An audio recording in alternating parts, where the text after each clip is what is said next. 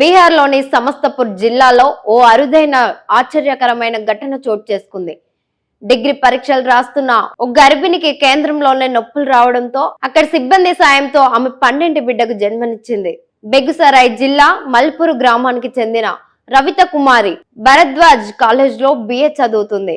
శనివారం తాటియా గ్రామంలోని శశికృష్ణ కాలేజ్ లో ఎకనామిక్స్ పేపర్ అటెంప్ట్ ఇచ్చేందుకు హాజరైంది. పరీక్ష జరుగుతున్న సమయంలోనే ఆమెకు ప్రసవ వేదన మొదలైంది. ఆమె పరిస్థితిని గమనించిన పరీక్ష విధుల్లో ఉన్న ఓ మహిళ సిబ్బందిని వెంటనే స్పందించారు. ఆమెను ఓ ఖాళీ గదిలోకి తీసుకెళ్లారు.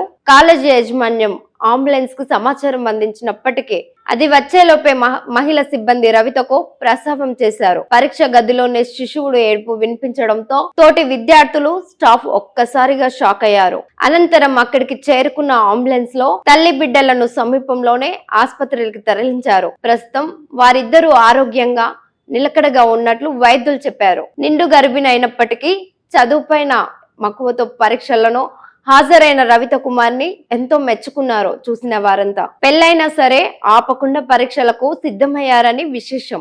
షేర్ చేయండి, లైక్ చేయండి, సబ్స్క్రైబ్ చేయండి. మరిన్ని వీడియోల కోసం బెల్ సింబల్ పై క్లిక్ చేయండి.